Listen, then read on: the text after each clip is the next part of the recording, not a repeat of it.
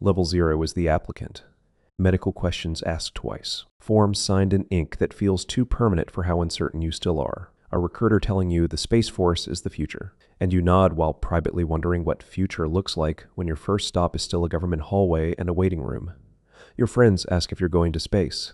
You laugh because you don't have a clean answer. Space is not a place you'll visit. It's a domain you'll manage from a room that could be anywhere. And before you even ship, you feel the first pressure that follows you your whole career. Your personal life is now part of your job. Clearance questions, social media discipline, financial stability, who you associate with, what you say in public. Not because you're special, because the systems you'll touch are. Level 1 is basic training. Basic isn't space. It's control, haircut, issue day, being told to hurry up while you're already moving as fast as you can, learning to stand still perfectly. Learning that almost right is treated like wrong because the military doesn't correct chaos with kindness. The first time someone calls you guardian, it feels borrowed, like a title you're holding for a person you haven't become yet. Most days, you're not thinking about orbit. You're thinking about time, lines, silence. Being corrected for a detail you didn't know could matter, and you pick up the habit that will quietly save you later. Do it the same way every time, even when you're tired, because tired is when the wrong thing starts looking normal. Level 2 is tech school. This is where space stops being a word and becomes a workload. You learn acronyms until they replace your normal speech. You learn that the most dramatic events can look like a number changing on a screen. You learn that loss of signal can mean weather, or it can mean an adversary testing you, or a fault that spreads, or a chain reaction that starts with one small assumption. You learn the difference between what you know, what you can prove, and what you're allowed to say out loud. Some questions don't get answered with facts. They get answered with, not on this network, not in this room, not for your level. You meet the Space Force paradox early. You are trained to be curious. You are also trained to stop your curiosity at the edge of what you're cleared to know. Level 3 is the clearance world, investigators, interviews. Someone asking about your life like they're assembling a version of you that must survive scrutiny. It's not personal, but it feels personal. You learn what trust means in this environment. Not that you're perfect, but that you're predictable, honest, and controllable under pressure. You learn the first real rule of the domain. Your biggest vulnerability is not the enemy. It's a human being who thinks rules don't apply to them. Level 4 is your first unit. This is where Space Force life becomes real life. Shift work, rotations, mid-shifts that make your sleep a puzzle. Days where you're awake while the world is quiet. Weeks where weekend stops meaning anything because coverage doesn't care what day it is. You step into ACIF, windowless, cold air, controlled phones, no casual conversation about what you do. You learn to keep two versions of your life, the one inside and the one you can explain outside. You sit at a console. You learn that the mission is global and continuous, but your world is a chair, a headset, a checklist, and a log. You do handovers like rituals. You write everything down because memory is not a control. Records are. And you realize the strangest part. Your job can affect the entire planet. Your work happens in a room that could be mistaken for an office if you didn't know what the screens mean. Level 5 is becoming qualified. At first you're just there, watching. Then you start touching. Then you get checked. Then you get trusted carefully. You learn what normal looks like, which is harder than it sounds, because complex systems are always a little weird. You learn the difference between normal weird and wrong weird. You learn when an alert is noise and when it's the beginning of something that will get briefed at levels you'll never see. You learn discipline and language. Don't say it's fine. Say what you know. Don't say, I think. Say what you can support. Don't say probably, because probably is how mistakes become official. Most days are quiet. That isn't boredom. That's success. Because the nightmare isn't that something happens. It's that something happens fast. Level 6 is the first time it gets real. An anomaly, a degraded link, a sudden tasking, a pattern that doesn't match the baseline. The room changes without anyone announcing it. Voices get lower, movements get slower. You feel the entire crew tighten into procedure. This is where you learn what your job actually is, not heroics. Tempo control. When a system acts strange, everyone wants speed. Speed feels like control, but speed creates guesses, and guesses in this domain become bad decisions with large footprints. So, you slow it down. You verify.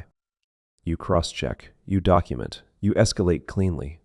You learn that panic isn't loud in a space unit. Panic is shortcuts. Level 7 is Senior Specialist. After a few years, new Guardians watch you the way you once watched others. Not because you're loud, because you're steady. You know the floor's rhythm. You can tell when the unit is drifting toward complacency. You can feel when fatigue is turning into sloppiness. You can see when people are overconfident, which is more dangerous than being nervous. You teach calm, which is hard, because calm isn't personality. It's behavior under stress. You also learn the hidden burden of the Space Force.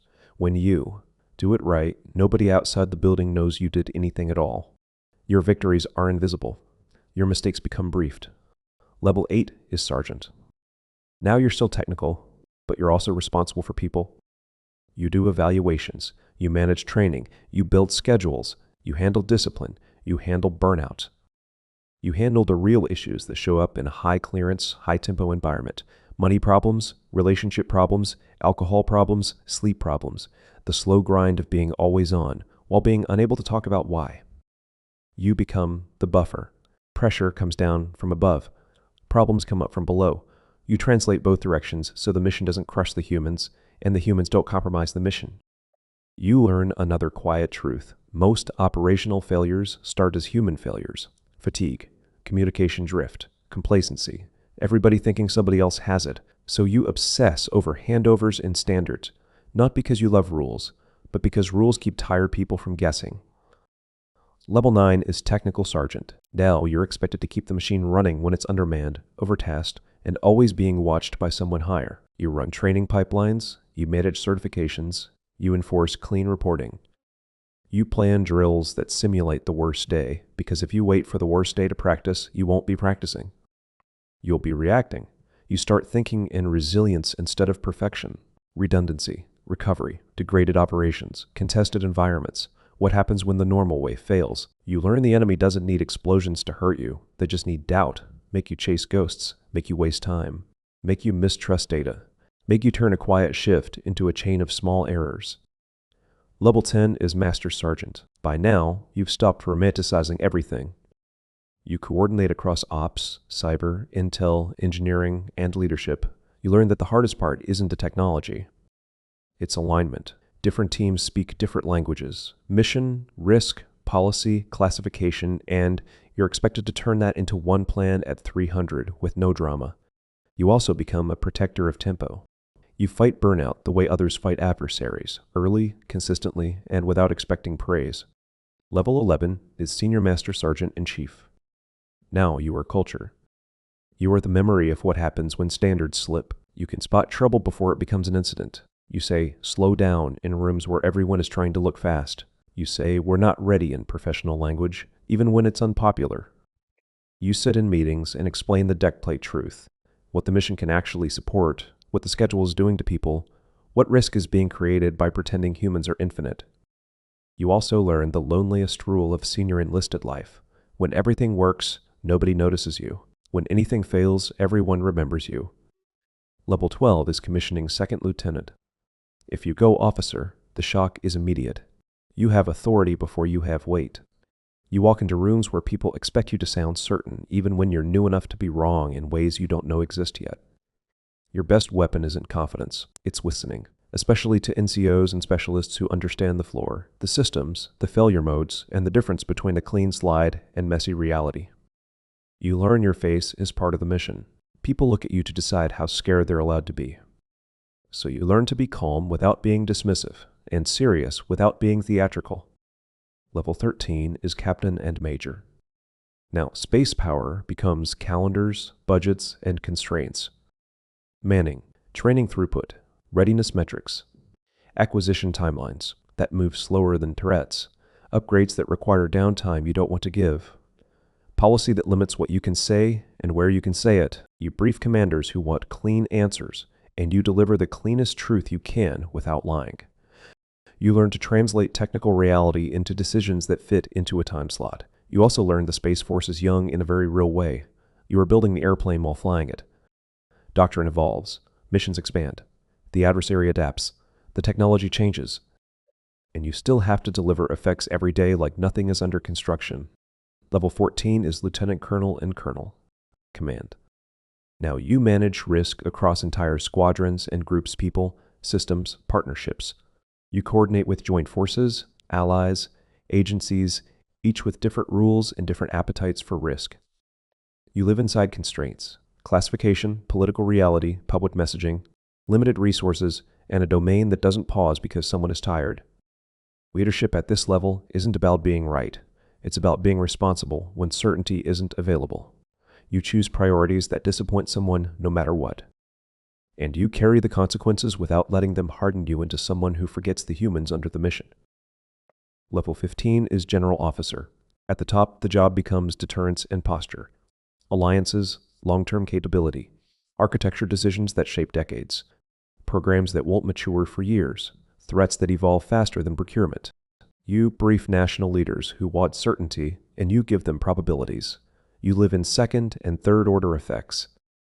A decision about a satellite constellation becomes a decision about navigation, communications, missile warning, weather, targeting global stability. You learn the vital truth of the domain. Space isn't far away anymore. It's the layer modern life rests on, which means your job isn't only military, it's structural.